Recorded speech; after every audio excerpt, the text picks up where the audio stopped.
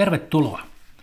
Tässä ohjelmasarjassa kirjailija Jarkko Tontti pohtii vieraidensa kanssa yhteiskuntaa, kirjallisuutta, politiikkaa, taidetta ja filosofiaa. Mukana silloin ja tällöin ripaus runoutta ja juridiikkaa. Ihmisen kautta mennään, yksityisestä yleiseen ja takaisin. Jarkko Tontti-podcastin vieraaksi saapui tänään yhteiskuntatieteiden tohtori, politiikan tutkija ja journalistinakin toimiva Pekka Väisänen.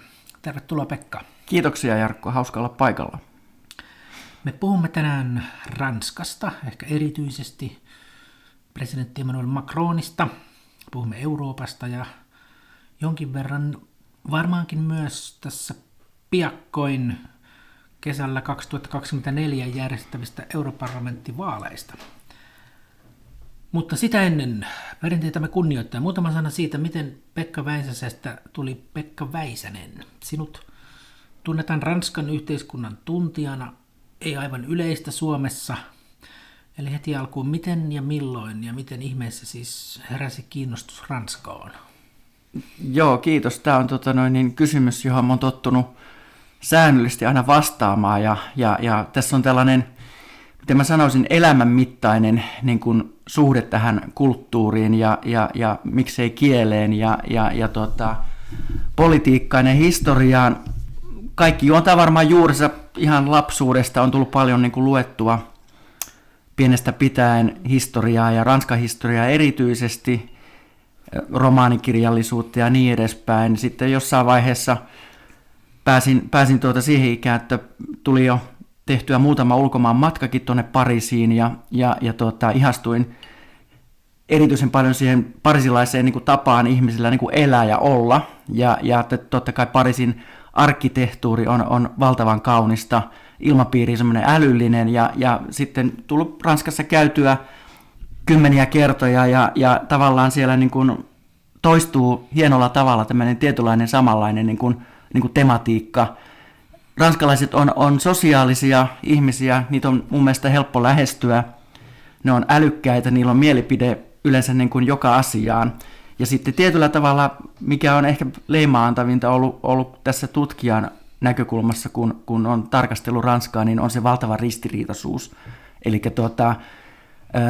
keskimäärin on kiinnostavaa aina tutkia ristiriitaisia ilmiöitä ja ristiriitaisia kulttuureita, kun kaikki olisi niin kuin homogeenista ja tällaista, niin kuin sanoisinko, tasasta skandinaavista. Et näistä elementeistä tavallaan tämä mun ranskasuhde on niin kuin syntynyt ja sitten akateemisten veivauksien jälkeen niin päädyin tekemään sitten ihan väitöskirjaa siitä ja rakentanut aika pitkälti myös niin kuin jopa tämmöistä omaa minäkuvaa ja identiteettiäkin tämän niin kuin ranskalaisen kulttuurin ja harrastuneisuudenkin kautta. Siinä tälleen niin kuin lyhykäisyydessä minun niin kuin vaatimaton ranska taustani verrattuna moneen muuhun suomalaiseen tutkijaan. Niin, kun minulla henkilökohtaisesti on jonkinlainen myös kouluajoista perttyvä Ranska-innostus, mutta se palautuu ihan aika lailla ranskalaiseen Ranskan opettajaani Tampereella klassillisessa yläkoulussa ja lukiossa, ja se jätti niin syvän jäljen, että tässä sitä ollaan edelleen puhumassa Ranskasta Ranska-ekspertin kanssa. Ja opettajilla on aina merkitys, ne jättää suuren kädenjäljen nuoren ihmisen. Ja myös huonolla tavalla voi jättää. Todellakin, joo. Puhutaan mieluummin niistä hyvistä. Niin. Aivan. No niin, sitten tämä Emmanuel Macron, joka on siis väitöskirjasi aihe.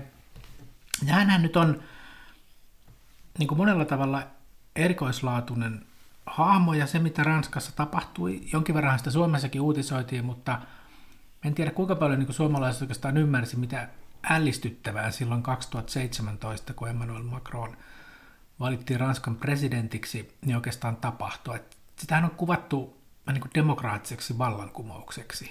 On tämmöinen hahmo, jolla oli taustaa, että hän oli siellä sosialisti, eli siis suomeksi sosiaalidemokraattisen puolueen toimijana ja poliitikkona ollut, ja sitten hän yhtäkkiä perustaa oman uuden puolueen ja lähtee ehdolle presidentinvaaleissa ja hyvänen aika voittaa. Ja lopputuloksena koko Ranskan ikään kuin poliittinen kenttä myllertyi ihan uusiksi. Ne vanhat valtapuolueet, ennen kaikkea sosiaalidemokraatit, tippuu ihan pikkupuolueeksi. Samoin niin kuin keskusta-oikeistolainen puolue pienenee, vihreät katosi lähes kokonaan sieltä.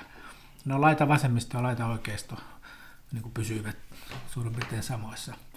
Mutta niin kuin mua kiinnostaisi sun pohdinta siitä, että miten tällainen, niin kuin, mä en muista, että Euroopassa tämmöistä olisi käynyt missään muualla näin isosti. Italian politiikka on ehkä nyt aika levotonta muutenkin, mutta niin kuin vakiintuneet valtarakenteet muuttuu tuommoisella ryminällä ja demokraattisesti. Niin mitkä oli niin kuin syyt lopulta tämän niin kuin Macronin niin kuin tämmöisen vallankumoukselle? Niin, Demokraattinen vallankumous on hyvä sana. Mä oon sitä itsekin käyttänyt, mä en muista kuka sen keksi, mutta siinä oli mun mielestä oli muutama sellainen keskeinen niin kuin elementti, jotka hän osasi niin kuin hyvin niin kuin hahmottaa. Täytyy sanoa, että kun kuulin hänestä ensimmäisen kerran, että hän lähtee ehdolle, niin ensimmäinen reaktio oli mullakin se, että joo, tosta ei tule kyllä yhtään mitään, että Ranskassa ei voi näitä vanhoja dinosauruspuolueita niin kuin horjuttaa niin kuin hänen taustallaan ensinnäkään ja täydestä tuntemattomuudesta ilman niin kuin ohjelmaa, ilman rahaa, ilman mitään, niin näin ne elementit niin kuin aika niin kuin olemattomina. Mutta hän haistoi niin kuin suorastaan mestarillisella tavalla sen, että Ranskassa oli syntynyt tällainen niin kuin sanoisinko tällainen niin kuin kiinnostava keskusta oikeistolainen poliittinen tyhjiö. Ja nämä kaikki vanhat valtapuolueet olivat niin kuin epäonnistuneet oikeastaan vuosikymmenten aikana niin kuin Ranskan niin kuin yhteiskunnallisten reformien niin kuin eteenpäin viemisessä. Krooninen pitkäaikaistyöttömyys ylipäätänsä oli niin kuin pääministeristä riippumatta 9-10%. Ylipäätänsä sellainen staattisuus, mikä siinä yhteiskunnassa oli, niin oli kaiken kaikkiaan hyvin leimaa antavaa. Ja Macron haistoi sen tyytymättömyyden ja vastasi siihen sellaisella ohjelmalla, joka oli kritikoitten mielestä silloin, kun se ohjelma julkaistiin, niin pinnallinen, koska se oli konkreettinen toimenpideohjelma. Ja se piti sisällään sellaisia elementtejä, joita aikaisemmin ei niin kuin nämä puolueet, sosialistit ja gaullistipuolue ollut koskaan niin kuin nostanut esiin. Hän halusi palauttaa esimerkiksi työn arvon, yrittämisen arvon, henkilökohtaisen vastuun ranskalaisen niin kuin tämmöisen yhteiskunnallisen keskustelun ja päätöksenteon niin kuin keskiöön. Se on niin kuin sellainen, niin kuin, josta mä aina lähden liikkeelle. Ja sitten se, että hän oli tuore hahmo, ja hänen viesti oli niin kuin mielestäni selkeä, ymmärrettävä, ja niin selkeä, että minä itsekin siitä sitten niin innostuin. Ja kun hän sitten oli tullut valituksi, niin päätin sitten tehdä, kiitos mun Tampereen mainioiden väitöskirjaohjaaja, niin kuin ideastani hänestä sitten tämän oman tutkimuksen.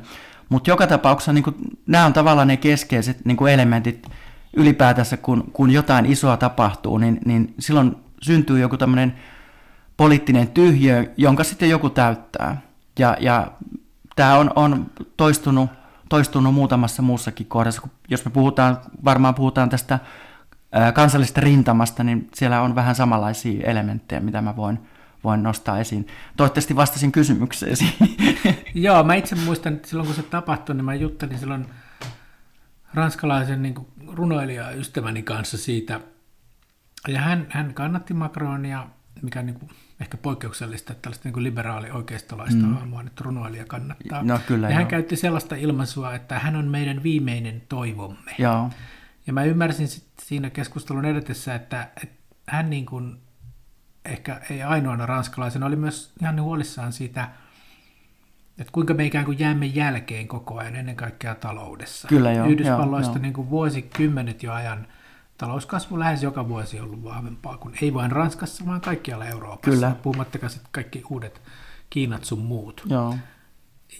Ja sitten kun ne vanhat puolueet, ei edes se vanha keskusta-oikeistolainen puolue ei pystynyt ikään kuin saamaan nyt vaikka niin kuin jähmeitä työmarkkinoita tai Ei, yrityselämään kyllä, niin kuin semmoista dynaamisuutta, että se mulle tuli mieleen, mutta sitten että kunhan se on jäänyt mulle mieleen tämä viimeinen toivomme, ja tämä oli siis lähes 10 vuotta sitten, niin mikä sun arvio sitten nyt on? Tässä on nyt toisen kerran sitten Macron valittiin, ei enää sellaisessa hurmoksessa kuin ekalla kertaa, mutta 2 vuotta sitten, että onko hän pystynyt nyt sitten muuttamaan sitä maata sellainen kuin hän lupaili ja moni ehkä toivoi? Joo, minun mielestä kyllä enemmän on saanut ehkä jopa aikaiseksi kuin itse odotin. Eli toki on ollut kuoppasia vuosia aika paljonkin niin kuin hänen niin kuin virkaurallaan, mutta siellä on muutamia sellaisia konkreettisia saavutuksia. Ja niin kuin mä lähden liikkeelle siitä, että hän on niin kuin nimenomaan pyrkinyt osittain myös omalla esimerkillään siihen, että niin kuin tämä, mistä puhuin just äsken, tämä työn arvon palauttaminen ranskalaisen yhteiskunnan niin kuin ytimeen ja keskustelun niin kuin kärkeen, niin on ollut yksi ehdottomasti sellainen. Ja ne on saaneet painettua tämän niin kuin työttömyyden niin kuin noin tuonne 7%. Ja hänellä on tavoite vuoteen 2027 saavuttaa täystyöllisyys. Ja se on tosi kunnianhimoinen tavoite. Ja niin kun, jos perutetaan vähän taaksepäin, niin kun 2017 hänet valittiin, niin hänellä oli niin kuin selkeä tavoite laittaa julkinen talous kuntoon. Ja se lähti hyvin liikkeelle, mutta sitten tuli ekaksi tämä liiviliike, keltaliiviliike, ja se alkoi sitten niin kuin vandalisoimaan, ja tuli sitten tämä korona, ja keltaliivijoukkueen vandalismi maksoi aivan valtavan summan niin kuin euroja. Miten sä olisit sitä luonnehtanut? Se oli jo selvästikin jonkinlainen populistinen kansallisövistä riveistä nouseva liike, mutta oliko se oikeastaan niin oikeistolainen tai vasemmistolainen, tai onko se edes mielekäs tapa sitä niin pohtia? Siitä ei oikein mitään sellaista niin otetta saanut oikeastaan kukaan. Niillä ei ollut minkäänlaista semmoista kunnollista ohjelmaa, eikä siellä ole oikein kunnollista niin johtoa, että se oli tavallaan se koko liikkeen ideakin. Mutta eikö se olisi jotain tosi vilpitöntä, että ilman mitään puoluepoliittisia agendoja nostetaan esiin epäkohtia? Joo, on se tavallaan vilpitöntä. Ja sitten tietysti se millä tavalla se niin kuin realisoitu käytäntöön, niin se ei ole enää sitten kovin vilpitöntä.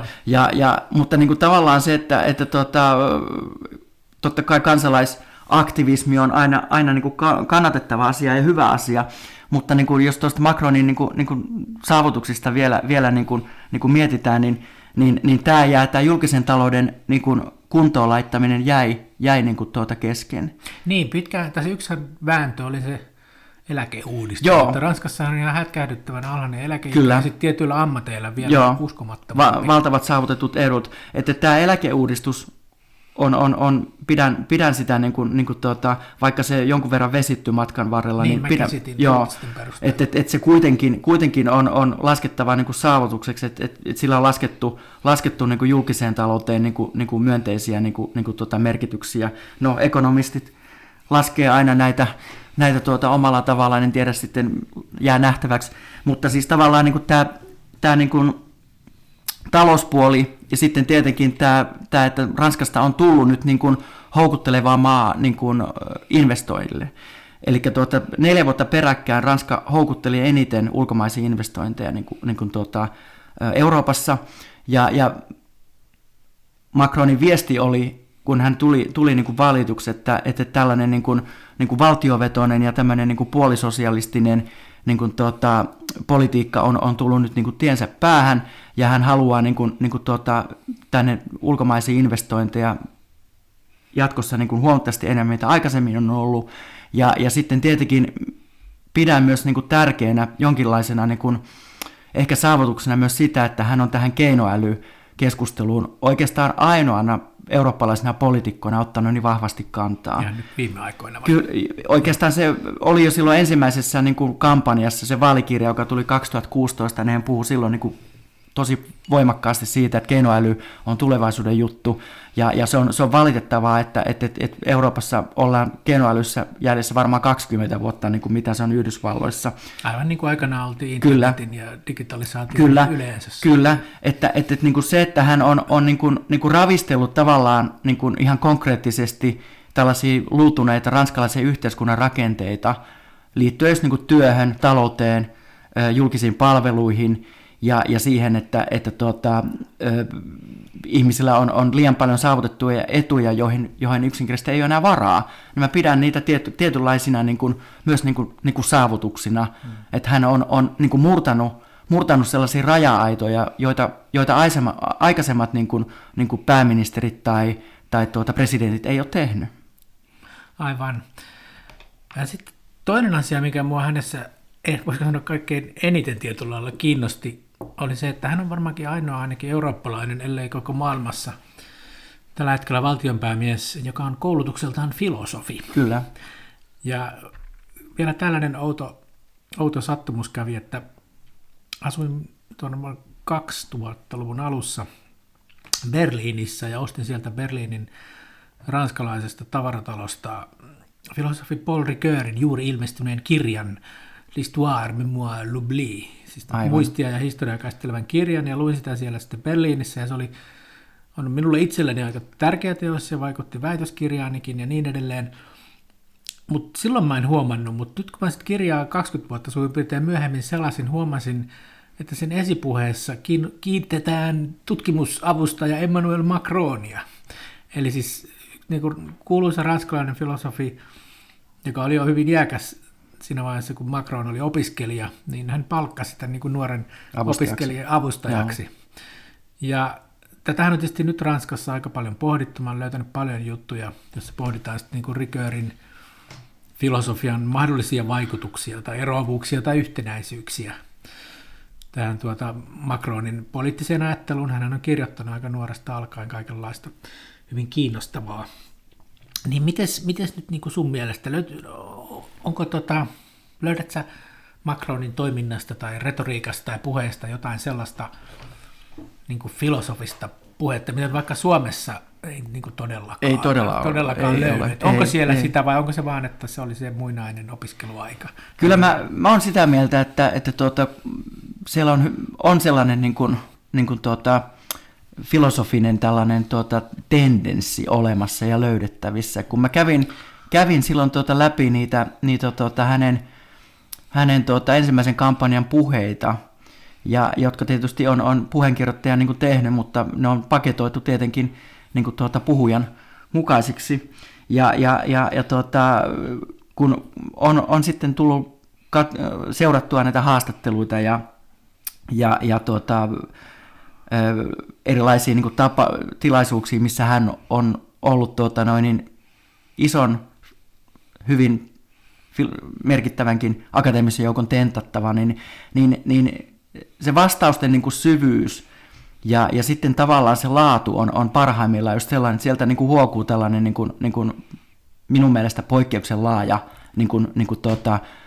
politiikan ymmärrys, ja siellä on tämmöinen filosofinen ulottuvuus, joka tulee niin kuin usein siitä, että hän puhuu mielellään niin kuin totuudesta.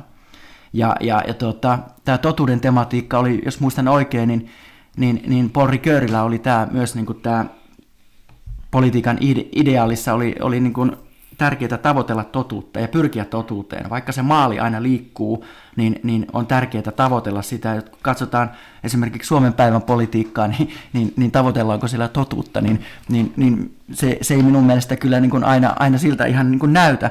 Mutta kyllä minä näen siellä niin kuin tämän tällaisen niin kuin tietynlaisen niin kuin tematiikan, ja sitten hän tuntee myös historiaa hyvin. Ja hän niin kuin nostaa kiinnostavalla tavalla esiin näitä kipukohtia historiasta. Ja kun kysyt siinä aluksi niin kuin hyvin, että mitkä on ne saavutukset, niin tavallaan ehkä tällainen myös, että miten se on pyrkinyt niin kuin muuttamaan ranskalaista poliittista keskustelua, joka on yleensä aika kiinnostavaa ja polveilevaa verrattuna niin kuin suomalaiseen keskusteluun, jossa ollaan raivokkaasti eri mieltä asioista, mutta ne pyritään perustelemaan ja niin edespäin. Mutta kyllä minä näen Macronin niin kuin kirjoituksissa ja ulostuloissa niin kuin tällaista filosofista niin kuin taustaa ja pohdintaa. Pitkä vastaus taas, mutta Joo, ihan hyvä. Mä oon ollut nyt huomaavina niin kuin ranskalaista keskustelua silloin, kun ne valittiin, ja vähän sen jälkeenkin, niin ranskalainen niin kuin ammattifilosofien yhteisö ei kyllä aivan varauksettomasti ole nielassut tätä filosofien presidenttiään, ja mun silmissä se syy on ihan yksiselitteisesti se, että toisin kuin Ricoeur, joka oli siinä mielessä, poliittisessa mielessä vähemmistössä, niin huomattavan suuri osa Ranskan filosofeista ja yliopistointellektuelleista muistakin on niin kuin toisen maailmansodan jälkeen ollut hyvin vasemmistolaista. Varsinkin se 68 sukupolvi. Huomattavan suuri osahan oli ihan kommunisti. Sartret ja kaikki nämä, Foucault ja kaikki. Ja näiden niin kuin seuraajat ja heidän oppilaansa on varmaan nyt vielä professoreina pitkin Ranskan yliopistoja, niin eivät he kyllä oikein innostuneet, että vaikka saadaan filosofipresidentti, niin hän ei ehkä ollut ihan sellainen kuin he toivoivat. Hän ei ole niin kuin laitavasemmistoa, eikä edes keskustavasemmistoa enää, vaan niin kuin ehkä keskusta oikein. Kyllä, ja sitten tietysti siinä pitää muistaa, että niin kuin, pitää tehdä ero niin kuin filosofia ja poliitikon välillä. Että kyllähän Macron ilman muuta on poliitikko, mutta hän on tämmöisellä niin kuin filosofisella niin kuin tematiikalla varustettu poliitikko, joka tuntee, kuten sanoin, niin filosofiaa ja peilaa asioita ja pystyy niitä reflektoimaan, eli pohtimaan monesta eri näkökulmasta. Ja tämä on tavallaan, niin kuin, hän on saanut sitä paljon niin kuin kritiikkiä, että kun hän puhuu, niin hän käyttää tämmöistä, niin kuin sanotaan suomeksi, että taas toisaalta. Että siinä tulee tavallaan se filosofinen ulottuvuus, koska niin kuin on vaikea mennä yksulotteisesti tässä hyvin niin kuin kaoottisessa maailmassa. Asioilla on monta eri puolta. Joo, tuosta puheenparresta ja retoriikasta tuli myös mieleen, huomasin, että Ranskassa on keskusteltu myös siitä ja vähän humoristisestakin kulmasta, että osittain Macronin puhetapa, retoriikka, kieli, jota hän käyttää, on aika niin kuin erikoislaatuista. Kyllä, ei välttämättä aukea niin sanotulle kuuluisalle kadunmiehelle ja naiselle aivan helposti. Ja siitä näin jonkun pätkän, jossa vähän niin kuin naureskeltiinkin, että niin kuin mitä tämä sana tarkoittaa. Ja huomasin, että muistaakseni siinä pätkässä esimerkiksi ihmeteltiin, kun hän oli jossain puheessaan käyttänyt sellaista termiä kuin ipseite, joka tulee latinan sanasta ipse, joka tarkoittaa vaan niin kuin suomeksi suurin piirtein minä itse. Aivan joo. Ja hän oli käyttänyt, ja se ei ole mitään niin kuin arkiranskaa, vaikka ranskalainen kouluja käynyt professorismies varmaan ymmärtää ja osaa yhdistää sen siihen, että se tulee Paul Ricourin teoksesta, jossa Ricoeur pohtii ihmisen niin kuin identiteetin ja itseyden rakentumista erilaisilla tavoilla, ajallisena jatkumona ja muuta. Ja siinä mä ainakin näen ihan suoraan Ricoeur-yhteyden. Ei semmoinen sana ole varmaankaan niin kuin muualla kuin ennen kaikkea Paul Ricourin filosofiassa. Ensimmäistä kertaa kuulen itsekin. Niin, ja siinä oli niin kuin, siinäkin mielessä tämä niin kuin iso kansansuosio, varsinkin aluksi oli niin hämmästyttävää, että hänellähän on se tietysti ehkä, jos hänet luetaan vaikka liberaalin politiikan traditioon, niin usein se ongelma, että on ajatukset sitten kuinka hyviä tahansa, niin pystyykö hän puhuttelemaan kansan suurta enemmistöä? Joo, tämä on se perinteinen kritiikin kärki ollut, että hän puhuu niin kuin tavalla, joka niin kuin ei aina niin kuin aukea kaikille. Ja hän pitää, niin kuin, kun on seurannut hänen haastatteluita, niin hän ottaa sen tilan siellä aika vakuuttavalla tavalla, että se pitää niitä pitkiä luentoja siellä, niin kuin, ja toimittajat kuuntelee sitten. Mitä se nyt niin kuin ja se on ollut hänen tavaramerkkinsä, ja hän on saanut sitä paljon kritiikkiä, niin kuin on tullut kritiikkiä myös siitä, että hän on eliitin niin kuin presidentti, ja rikkaiden presidentti on ollut tämä toinen kritiikki, mutta niin kuin mä haluaisin niin kuin ehkä sitä oikeasta sillä tavalla, että tässä menee perinteisesti aina sekaisin se, että hyvätuloinen ja rikas on kaksi eri asiaa. Niin kuin, mielestäni hän on hyvätuloisten presidentti ollut kyllä. Ja varmaan rikkaatkin on häntä niin kuin ehkä äänestäneet. Ainakin veropolitiikka on ollut siihen suuntaan suosiollista. Niin, ja tuosta elitismihommasta vielä mieleen tuli, Ranskassahan yksi eliitin rakentamisen muoto on ollut niin kuin korkeakoulut. Yliopistolaitoksesta irrallaan olevat niin École Nationale d'Administration, ENA, esimerkiksi muut tällaiset. Ja Macronhan siitä niin kuin poikkeaa kuitenkin, että vaikka hän on selkeästi sitä Ranskan eliittiä ollut vuosia, niin hänhän ei ikinä päässyt tällaiseen niin kuin korkeakouluun. Hän kävi niin sanotusti tavallisen yliopiston kävi. Ja jäin sitten miettimään, että eikö hänen yksi poliittinen tekonsa ollut, mikä on aika iso, että hän lakkautti kai tämän Enan.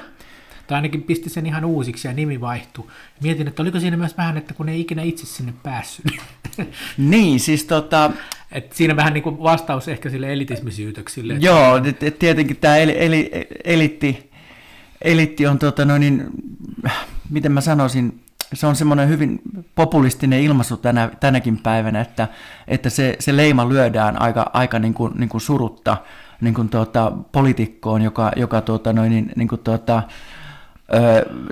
tulee niin kuin, ja vaikuttaa vähän niin kuin erilaiselta verrattuna siihen traditioon, mutta niin kuin populismisyytökset, mitä Macronille tuli, niin liittyi muun muassa just siihen, että hän on kuitenkin itse lääkäriperheen niin kuin hyvätuloisesta niin kuin perheestä lähtöisin oleva poliitikko, ja hän sitten niin kuin kritisoi tätä ranskalaista niin kuin vanhaa poliittista eliittiä niin kuin siitä, että ne on kahmineet etuoikeuksia ja ajaneet tämän maan sellaiseen niin kuin staattiseen tilaan, että just tämä niin kuin, että tämmöinen tietynlainen niin kuin ristiriita oli siinä, että hän on itse kuitenkin on tämmöistä niin kuin yläkerrosta ranskalaisessa yhteiskunnassa ja sitten hän kuitenkin sitten kritisoi poliittista eliittiä, että tämä oli sellainen, nämä eliittipuheet oli hänellä, josta hän saa jonkun verran myös niin kuin kritiikkiä osakseen, että mikä hän on puhumaan, kun hän on itse tavallaan niin kuin tämmöisen niin kuin yläkerroksen edustaja. Aivan. Palaan vielä vähän tuohon suosikkifilosofiin Paul Ricoeuriin. Niin se teos, jonka tosiaan ostin Berliinistä niin kuin vuonna 2000 muistaakseni, niin siinähän sen teemana on niin kuin muistaminen ja unohtaminen ikään kuin myös niin kuin yksilötasolla, mutta myös yhteiskuntien tasolla. Ja siinähän hän pohtii niin kuin yhtenä esimerkkinä, kuinka ongelmallista voi olla niin kuin sekä liika muistaminen että liika unohtaminen. Niin hän käyttää esimerkkinä tätä Ranskalle hyvin traumaattista Algerian sotaa, jossa Algeria itsenäistyi, valtava määrä ihmisiä kuoli ja sitten Algeriasta muutti sitten sodan jälkeen käytännössä pakolaisina Ranskaan valtavasti ihmisiä, ja ehkä Suomessa ei ihan ymmärretä, miten traumaattinen se koko asia oli. Ja vaikuttaa edelleenkin. Niin, vaikuttaa edelleenkin, ja kuinka moni edes muistaa, että sehän meni niin vakavaksi kiistaksi Ranskassa, että siellä niin kuin armeija harkitsi jopa sotilasvallankaappausta. Joo, pitää paikkansa, niin, että kyllä, tämä on niin kuin Mutta se mun kysymys ehkä on tässä se, että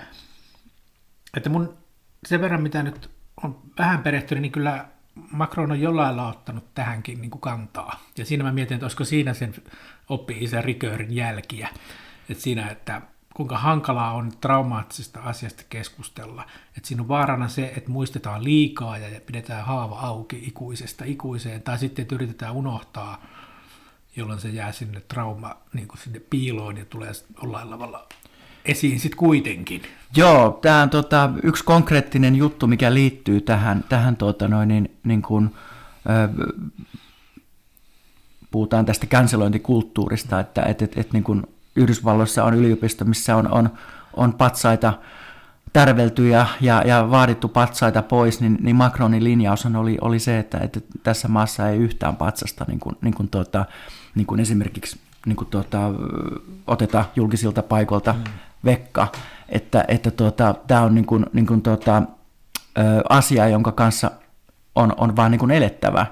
Ja niin kuin muistan tämän Algerian kysymyksen kyllä hyvin, koska siitä niin hän halusi tehdä, nyt en ihan tarkkaan muista, kuka oli se historioitsija, joka hän sitten valitsi niin kuin tekemään jonkinlaista niin kuin selvitystä tähän niin kuin traumaattiseen tapahtumaan niin kuin liittyen, mutta hän on kyllä puhunut just niin kuin näistä kipeistä asioista, joille mä nostan niin kuin hattua, ja tämä Algerian kysymys on niin kuin yksi, ja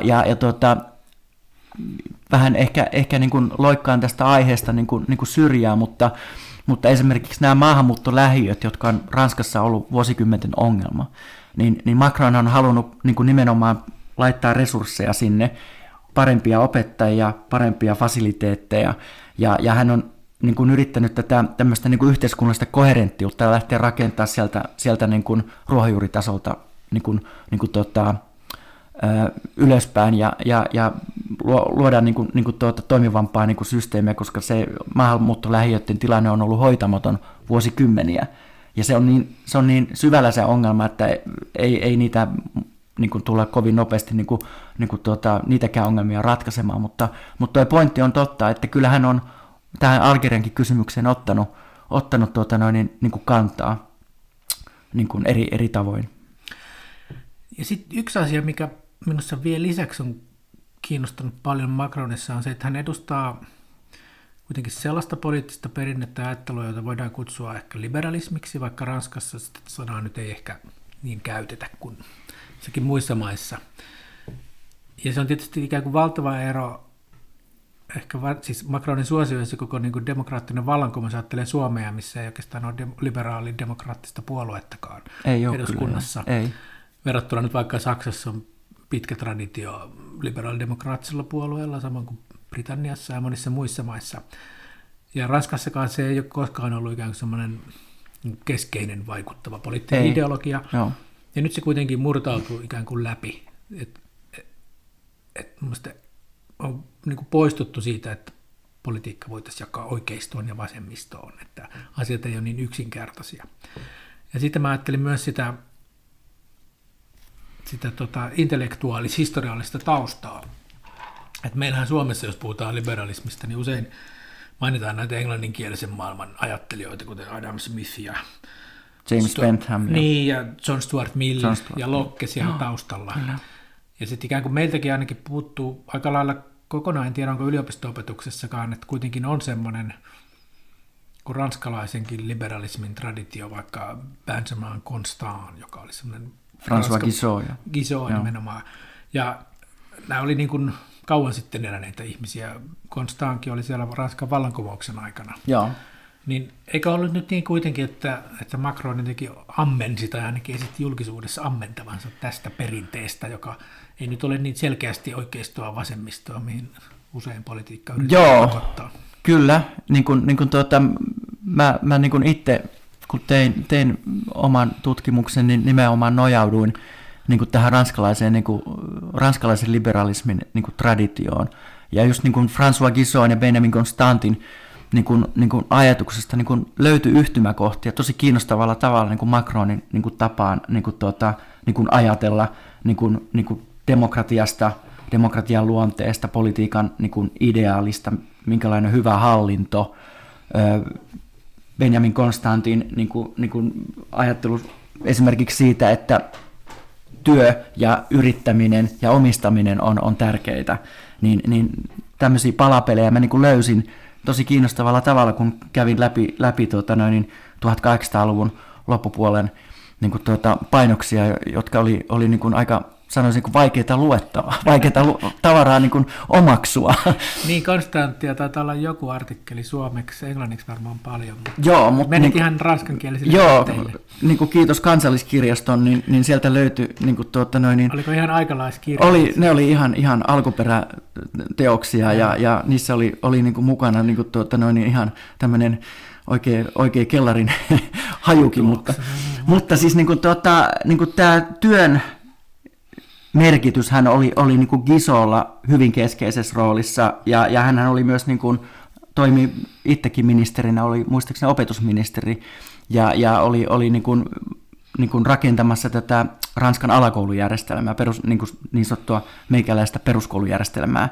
Ja sitten Benjamin Constantilla oli niin ikään tämä työ isossa arvossa, ja niin kuin Macronilla on ollut tämä politiikka niin kuin kaiken kaikkiaan niin kuin hyvin työorientoitunut, ja mä löysin sieltä paljon kyllä kiinnostavia yhtymäkohtia, joka oli varmaan tuon väitöskirjaprojektin kiinnostavin niin kuin asia kaiken kaikkiaan uppoutua tämmöisiin isoihin ajattelijoihin ja löytää sieltä niin, muutkin puhuivat työstä ja vähän eri lailla kuin Marx ja heidän seuraajansa. Niin, todellakin, ja itse asiassa mä oon jotenkin Macronin politiikkaa niin kuin kiteyttänyt, että Voltairehan totesi Candide romanissaan aikoinaan, että työ pitää poissa 3 ihmisen peruspahetta, puutteen, pahen ja tarpeen.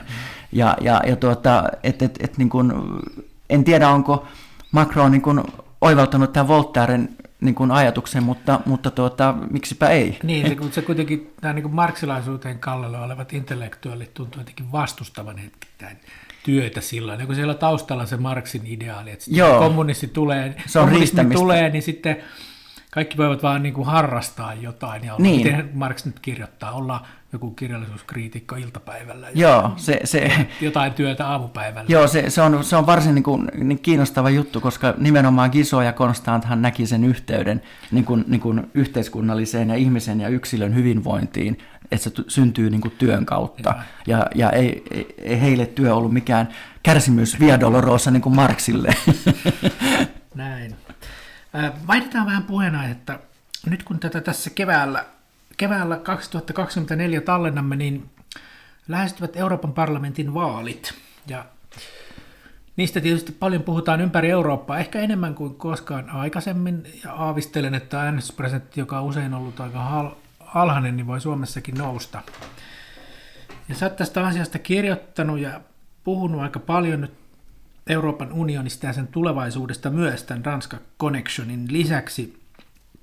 Ja olet lausunut muun muassa näin Euroopan unionista. Euroopan unionilla on hyvä ja edistyksellinen tulevaisuus ainoastaan, jos valtiot kokevat olevansa vahvempia ja vapaampia unionin jäsenyyden kautta kuin ilman jäsenyyttä. Tämä on Euroopan unionin henkinen, mutta myös poliittinen, taloudellinen ja kulttuurillinen lähtökohta. Niin mikä sun niin kuin arvio on, ehkä otetaan nyt ekaksi vaikka se Suomi ja Ranska, koetaanko näissä maissa, että Suomessa nyt on kuitenkin myös EU-vastustus ollut aikanaan ainakin hyvinkin kova, niin että koetaanko nyt sitten enemmän ehkä nykyään kuin aikaisemmin sitä, että tästä on nyt hyötyä ihan kaikille ja me olemme vahvempia? No ainakin miten mä sanoisin, kyllähän Suomessa niin kuin jopa eurokin on suosiossa ja EU-jäsenyyttä kannatetaan niin kuin meillä laajalti, mutta niin kuin Ranskassa on niin kuin tämä euroskeptismi, se on paljon niin kuin syvemmällä ja se johtuu nimenomaan tästä kansallisesta liittoumasta.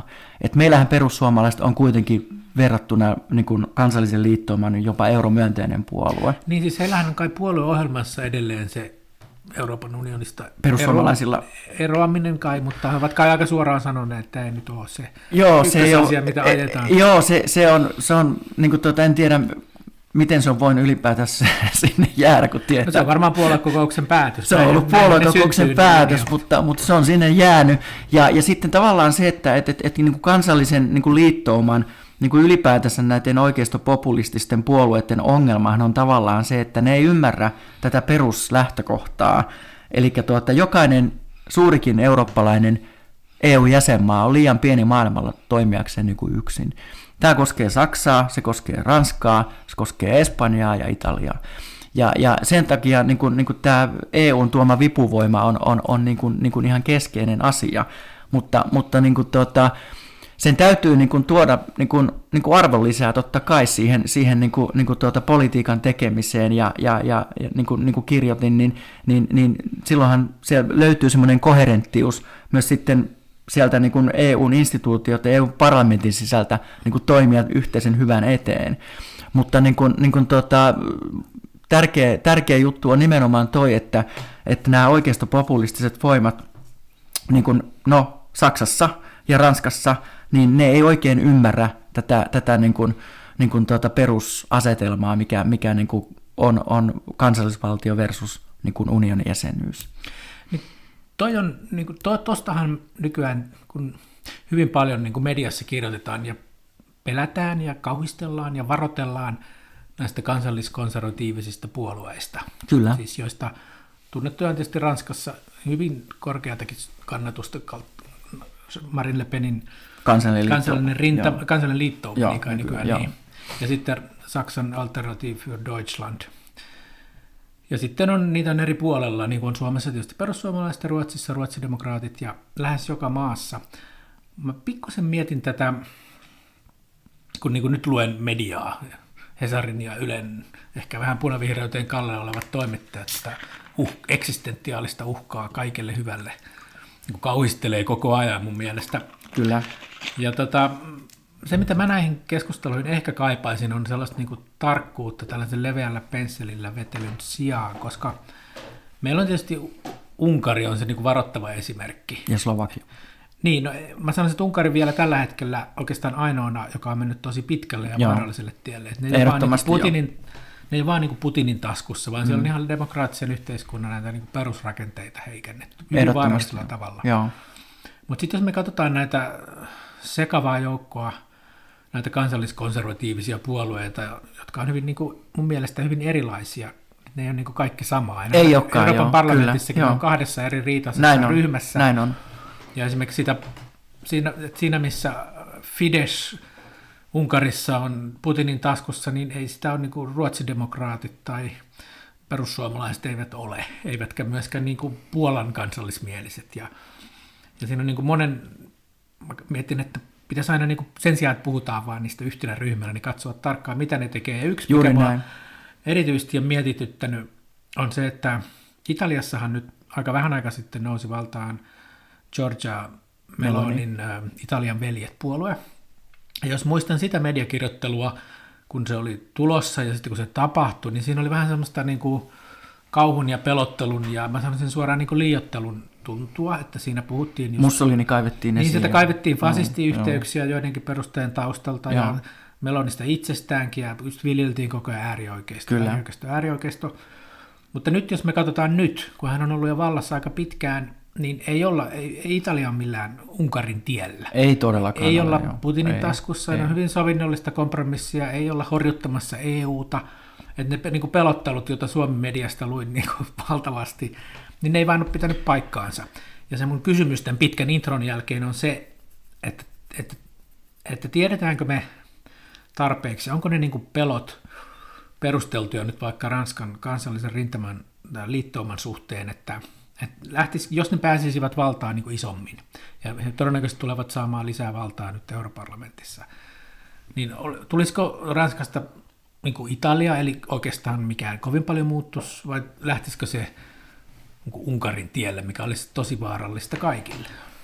No, niin kuin, ekaksi mä niin kuin tuohon ensimmäiseen huomioon, joka sulla tuli tuossa niin kuin liittyen tähän niin kuin tässä oli montakin kiinnostavaa huomiota liittyen tähän niin sanottuun pelkotilaan, joka on niin kuin masinoitu suomalaisessa mediassa, niin mä suhtaudun niin kuin itsekin siihen tosi varauksellisesti. Mä itse asiassa käännän tämän asian aina sitä kautta, että julkaistiin joulukuussa pamfletti, jossa kirjoitin tästä oikeasta populismista, niin en muista miten sanatarkasti kirjoitin, mutta mun pointti oli siinä se, että valtavirtapuolueiden kannattaisi mennä niin kuin peilin eteen ja miettiä, että mitä ne on tehneet sillä tavalla väärin, että on mahdollistaneet niin kuin oikeasta populismin niin kuin nousun. On se reaktio johonkin. Se on reaktio. Ihmiset vain ei ole tyytyväisiä. Joo, ja se on reaktio, ja siinä on syntynyt just niin kuin sanoin tuossa alussa, niin tämmöinen poliittinen tyhjiö. Ja tyhjiöthän, oli se sotilainen tyhjiö tai poliittinen tyhjiö, ne aina täyttyy jollain. Se on ollut selkeä niin kuin seuraus siitä, että on ollut paljon pettyneitä, on ollut osattomuutta.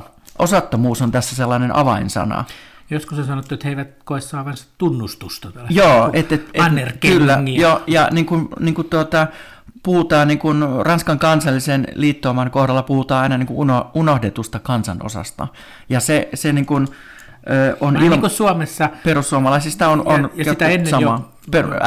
SMP myös kyllä. Oli unohdetun kansan ääni. Joo. Pitää paikkansa ja niin kuin myös tässä Donald Trumpin ilmiössä oli tämmöinen unohdettu niin kuin vihainen valkoinen heteromies, jos käytetään tällaista niin kuin vähän vulgaaria ilmaisua. Uusimmat tiedothan on, että huomattavan suuri osa esimerkiksi Yhdysvaltain latinoista kannattaa Donald Trumpia. Kyllä. Joo, se on ehkä vähän arvokonservatiivisempia kuin tämä liberaali newyorkilaisporukka. Se on hivenen erinäköistä, mutta niin kuin toi niin kuin sun varsinainen kysymys liittyen tähän niin kuin uhkaelementtiin, että voisiko niin kuin Ranska siirtyä niin jollekin Unkarin teille, niin en usko kyllä missään tapauksessa. Siinäkään tapauksessa, että ne saisi paljon enemmän valtaa. Tuossa niin kuin se asetelmahan on niin kuin Ranskan sisällä tällä hetkellä sellainen, että se kansallisen liittouman kannatus on jossain lähempänä 30%. Eurovaaleissa se on ollut aina aika paljon korkeampi kuin itse asiassa sitten parlamenttivaaleissa. Kiinnostava ilmiö, koska Suomessahan päinvastoin usein perussuomalaisten äänestäjät jää kotiin. Kyllä. Ja niin kuin esimerkiksi niin kuin 5 vuotta sittenhän niin kuin piti tulla niin kuin laitaoikeiston jytky, mutta siitä tuli jonkinlainen tussahdus, että se jäi vähän suutariksi. Ja nyt on nämä ennusteet on niin kuin ollut, että 9-10% nousisi äänestysaktiivisuus, joka tarkoittaa sitä, että se niin kuin kanavoituu silloin ainakin osittain myös sitten näille oikeistopopulistisille niin kuin puolueille. Mutta niin kuin tässä Ranskan järjestelmässä, ja sitten kun niin kuin äänestetään presidenttiä ja vuonna 2027 äänestetään tietenkin myös niin kuin parlamentti, niin mun on edelleenkin vaikea niin kuin uskoa siihen, että siellä tulisi tällainen niin kuin laitaoikeiston totaalinen jytky, että ne nappaisi myös kansalliskokouksesta tämän enemmistön, mikä Macron teki silloin niin kuin ensimmäisellä kaudella. Koska tuossa nyt pitää muistaa myös se, että Ranskassa myös se vaalijärjestelmä on vähän sellainen niin kuin kompleksinen, että siellä käydään niin kuin 2-vaiheinen vaali, että siellä on niin kuin vaalin toisella kierroksella on sitten 2 ehdokasta, jotka on saanut eniten ääniä, jos siellä on niin kuin tietty äänimäärä, kukaan ei saa 50%, niin silloin käydään toinen kierros, ja siellä on ollut yleensä aina vastakkain äärioikeistolainen ja sitten joku valtavirta puoluetta edustava, ja yleensä on käynyt, enää ei ole käynyt, mutta historiassa on käynyt usein silleen, että sitten on valittu se joku muu kuin äärioikeistolainen. Eli se vaalisysteemikin on vähän sellainen erilainen. Mutta vaalisysteemistä riippumatta, niin en jaksa uskoa, että tässä vaiheessa ainakaan, että niin kuin kävisi sillä tavalla, että se kanavoituisi ihan tollasella 30% kannatuksella niin kuin kansalliskokouksen vaalissa. En jaksa siihen kyllä uskoa, mutta voin olla totta kai väärässä. Yksi asia, mikä on tietysti muuttanut Euroopan unionia ja kaikissa maissa tätä tilannetta on tietysti sota Ukrainassa. Kyllä. Ja siitähän me hyvin muistamme, kun se vähän yli 2 vuotta sitten alkoi, niin siellä taisi olla Marine Le Penkin ehti jo ehkä, oliko niin, että ehti jo laittaa silppuriin ison kasan vaalimainoksia, jossa hän poseeraa Putinin kanssa. Joo, kyllä. Ja silloinhan ehkä niin kuin havahduttiin siitä, että monet kansalliskonservatiiviset puolueet ovat niin kuin sympatisoineet niin kuin Putinin hallintoa ja hänen tekemisiään aika pitkälle monessa maassa. Tosin siinä on isoja eroja, että Itä-Euroopassa eivät missään nimessä tehneet sitä. Kyllä joo. Mutta kysymys on nyt lähinnä siitä, että miten tämä niin kuin, tuntuu, että tosi isot palikat on liikkeellä sen takia, että tämä sota alkoi. Niin kuin varsinkin puheet EU-erosta on monessa maassa varmaan haudattu. Tajuttaisi, että sitähän se Putin vasta hyötyisikin, kun vaikkapa nyt Suomi tai vaikkapa joku mikä muu maa tahansa, niin se hajottaisi tätä niin kuin meidän rintamaamme tosi vakavalla tavalla. Ja tiedetään, että Putin on myös informaatiosodankäynnin myötä pyrkinyt hajottamaan. Joo, hän on varsinainen mestari siinä. Niin ja ilmeisesti myös ihan niin kuin onnistuneesti teki sitä Brexit-kansanäänestyksen suhteen ja muuta. Venäläiset niin kuin meni sinne vaikuttamaan. Mutta sitä mä lähinnä mietin sitä, että se mikä, tästähän on puhuttu tosi paljon. Niin kuin sanoin, että vähän niin kuin peloteltukin, että nämä kansalliskonservatiiviset puolueet on sitten Putinin taskussa. Niin.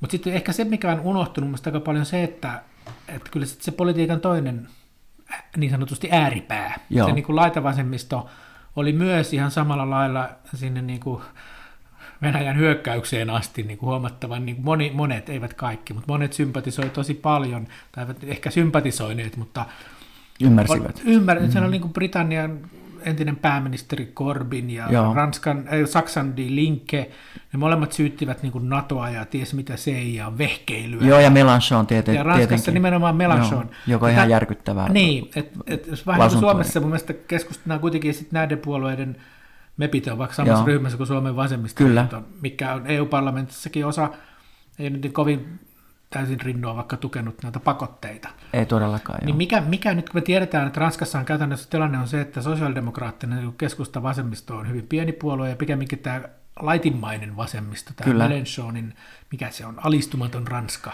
Joo. Niin se tuntuu ehkä niin kuin oudolta, että niin kuin äärilaidan puolue on suurempi kuin maltillinen puolue. Joo, toi on hirveän kiinnostava juttu, ja mä oon sitä miettinyt todella paljon. Ja niin kun tämmöinen yleinen, mä selittäisin sitä tällaisella niin kuin jonkinlaisella niin kuin yhteiskunnallisella polarisaatiolla. Ja Ranskassa on jyrkkä tämä polarisaatio ollut viimeisten vuosikymmenten aikana. Ja siellä on sitten ollut kyllä jotenkin paradoksaalisesti on sitten syntynyt tämä macronilainen kohtuullisen vahva poliittinen keskusta tässä turbulenttisessa väännössä. Se on totta, että silloin viime vaaleissa Mélenchon oli lähellä mennä jopa toiselle kierrokselle. Ja onneksi niin ei käynyt, se olisi hävinnyt sen kuitenkin. Mutta sitten saman hengenvetoon tämä laita-oikeisto, mikä siinä on kaikista kiinnostavinta, on ollut se, että se on ollut hyvin tällainen koherentti viimeiset, sanotaanko 10 vuotta. Että se Ranskassa puolueet on yleensä sisäisesti tosi hajanaisia. Ja tämä NUPES äärivasemmistolainen ryhmään hajosi viime kesänä. Niin siinähän oli mukana sosiaalidemokraatit ja vihreät. Joo, ja sitten tämä Mélenchonin lannistumaton Ranska, se hajosi. Niin. Ja nyt tällä hetkellä se lannistumaton Ranska on hajoamassa sisäisiin riitelyihin. Että siellä on vahvoja antipatioita Mélenchonin johtamistyyliä vastaan, ja hänen politiikka ei miellytä. Mutta tässä turbulenttisessa kuviossa on kiinnostavaa se, että tämmöinen kokoava voima, tämmöinen yhtenäisin puolue itse asiassa on tällä hetkellä Le Penin puolue. Ja se on ollut tätä itse asiassa nyt oikeastaan 10 vuotta, mä sanoisin, että se on nähty, että se on vakiintunut, siellä on tulossa siinä uraputkessa uusia kiinnostavia nuoria poliitikkoja. 30 Bardella johtaa tällä hetkellä sitä puoluetta, joka on karismaattinen, sanavalmis, edustava, osaava poliitikko. Ja Marine Le Pen on varmuudella presidenttiehdokas sitten 27. Tämä on hirveän kiinnostavaa, tämä tämmöinen vastakkainasettelu, mikä siellä on ollut, että ne äärilaidat on tosiaan, niin kuin sanoit, vahvistuneet, mutta tällä hetkellä se vasemmistolainen äärilaita hajoaa käsin. Kiinnostavaa, en ollut kuullut aikaisemmin tätä, mutta jotkut vielä ehkä muistavat, kuten minä, että kun vaikka Suomessa EU-jäsenyydestä alettiin keskustella 90-luvulla, kyllä, niin sitä hyvin kiihkeästi vastusti suomalainen laitavasemmisto, että SKP ja SKDL on perillinen vasemmistoliitto. Joo. Ja sitten silloinhan meillä nyt ei ollut, oliko perussuomalaiset olemassa, mutta oli tietysti semmoista kansallismielistäkin vastustusta, mutta ennen kaikkea niin kuin poliittinen vasemmisto oli EU-kriittistä ja osa ihan EU-vastastakin. Ja nythän he ovat nykypäivän Suomessa sitten aika lailla muuttaneet mieltään, ainakin osa. Ja niin kuin, ehkä mielellään muistele, mitä Kansan uutisissa kirjoitettiin unionista. Näin on. Niin kuin, sama pätee monen muuhunkin asiaan. Sama pätee monen muuhunkin asiaan. Ydinvoiman vastustaminenkin oli kova juttu silloin. Ja NATOkin on. Niin, mutta onko tässä siis nyt käynyt niin kuin me tiedetään, että Mélenchon on myös EU-kriittinen, ellei peräti EU-vastainen. Ja hyvin NATO-vastainen. Ja NATO-vastainen. Joo, niin. Ja ydinvoimavastainen. Niin, no niin, mitäpä. No vasemmistohan on parhaimmillaan vastustaessaan, tai huonommillaan, tai sen ne ainakin osaa.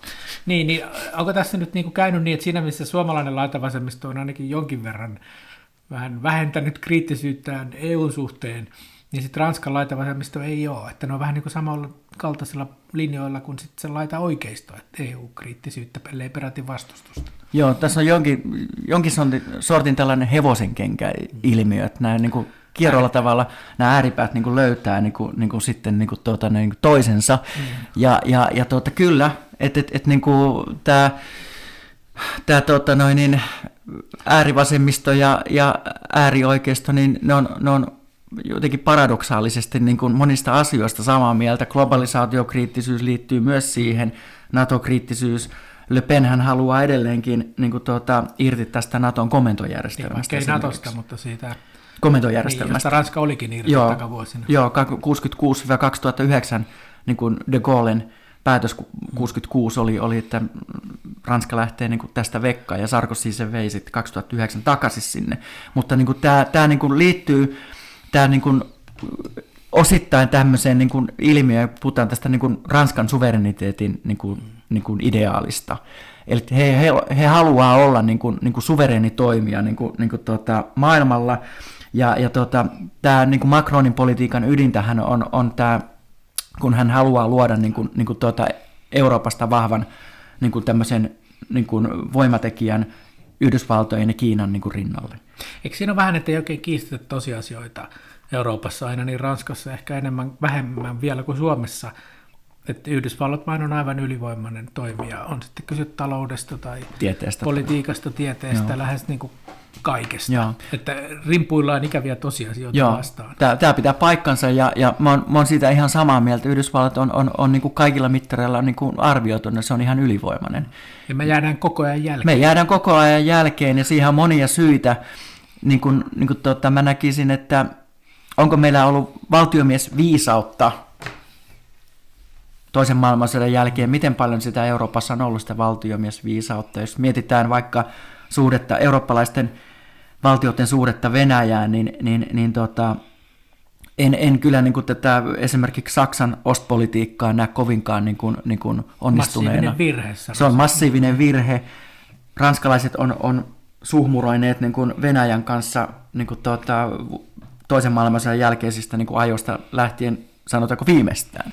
Niin, ja tosi pitkä. Eikö ne olleet myymässä sinne jonkun helikopteritukialuksen? Joo, tämä maihinnousitukialuskauppa, joka 2014 muistaakseni François Hollande teki niin kuin yhden niitä niin kuin harvoja onnistuneita päätöksiä. Se veti henkselit sen kaupan yli.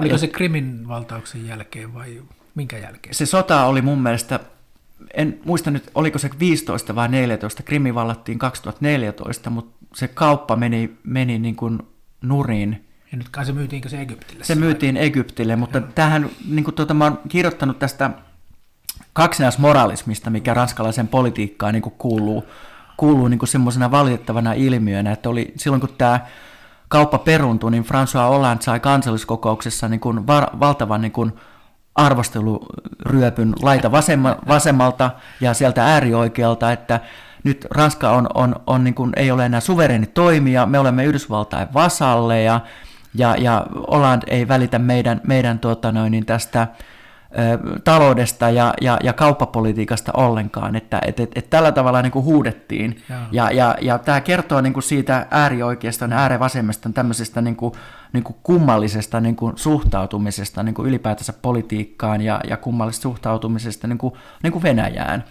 Niin, mehän muistellaan sitten, kun Ukrainan sodan alkuhan muuttanut todella paljon asioita Euroopassa. Ja Macroniin, jos palataan, niin hän mun mielestä ainakin pahasti kompuroi alussa, tai sanoi jonkun paikallislehden haastattelussa, että Putinia ei saa nöyryyttää.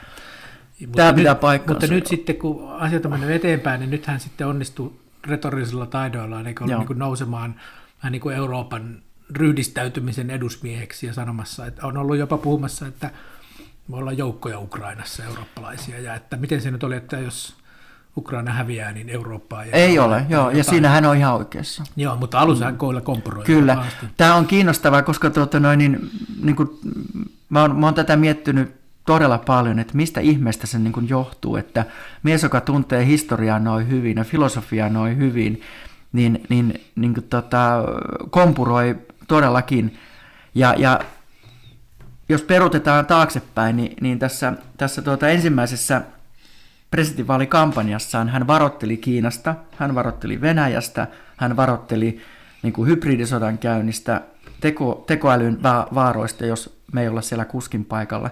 Sitten hänestä tuli niin kuin presidentti, niin hän kutsui Putinin Versaihin, piti hänelle mahtavan niin kuin vastaanoton, huolimatta siitä, että tämä kaveri oli suhmuroinut Ranskan presidentinvaalit kummallakin kierroksella ja valtava määrä valeuutisia liittyen niin kuin Macronin henkilökohtaiseen elämään ja taloudellisiin kytköksiin ja tällä tavalla. No sitten alkoi niin kuin pahenemaan tämä Ukrainan kriisi, ja sitten se taas niin kuin perutteli niin kuin entistä enemmän, ja taas tuli käänne tässä viime vuoden lopulla, kun hän antoi näitä ensimmäisiä haastatteluita, missä se kelkka oli sitten niin kuin eri asennossa, ja tehtiin päätöksiä muun muassa sen suhteen, että Ranskassa niin kuin nostettiin puolustusmäärärahoja niin kuin ihan aivan eri tasolle, missä ne on ollut.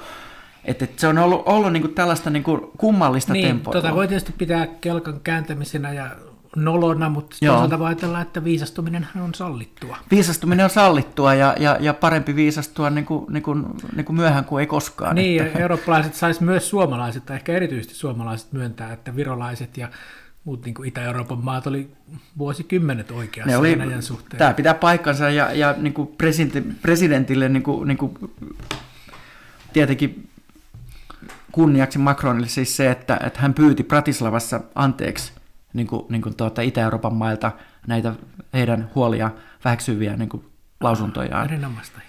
Ja se oli niin kuin hieno ele, että presidentti tuli niin kuin omalta istuimeltaan niin kuin nöyrty. Ja se on ranskalainen valtio myös huomioon ottaa, jotka on yleensä aika niin kuin kopeita ja tietoisia asemastaan, niin se on aika niin kuin iso ulostulo. Päätetään tähän vielä, pyydetään nyt Pekka Väisäseltä ennuste nyt sitten Euroopan parlamentin vaaleista. Mitä luulet, että koko Euroopan tasolla tapahtuu? Se aavistus eri puolilla on, että oikeisto ja mahdollisesti myös se kansallismielinen laitaoikeisto vahvistuu, mutta minkälaista muutosta odotat vai muuttuuko siitä isosti mikään? Mä oon erittäin huono veikkaamaan. Nyt voi joko saada itsensä todella viisaan miehen maineeseen tai astrologiseksi huuhaan puhujaksi. Mä veikkaan, että nyt käy sillä tavalla, että niille tulee merkittävä voitto. Ja mä arvioisin, että Ranskassa ja Saksassa, nyt erityisesti, joten nyt on seurannut tässä eniten, ne tulee nappaamaan sellaisen ehkä jonkun 27-28% äänioikeuden. Ranskassa tämä kansallinen liittouma ja Saksassa sitten tämä ADF, varmaan AFD, mulla menee aina sekaisin nämä saksalaiset kirjaimet. Mutta siis siellähän on Demaripuoluekin. Joo, mutta mun oma veikkaus on, että jos puhutaan nyt näistä kahdesta, niin ne tulee ottamaan, ja ne on tietenkin on isossa roolissa, koska niillä on maapaikat on niin isoja, että ainakin he tulee ottaa ison voiton, mutta niin kuin tuossa jo totesit, niin tämä porukka on sillä tavalla kuitenkin aika heterogeenistä, että joissakin maissa se voi jäädä jopa ehkä suutariksi, mutta nämä kaksi maata, joilla on painoarvoa eniten ja joita kannattaa seurata myös totta kai sen takia eniten, ne tulee ottaa vaalivoiton, ja se on, mun veikkaus on 27-28% on heidän tulos. Se jää nähtäväksi, mutta kiitos Pekka Väisänen, hieno keskustelu. Kiitoksia Jarkko.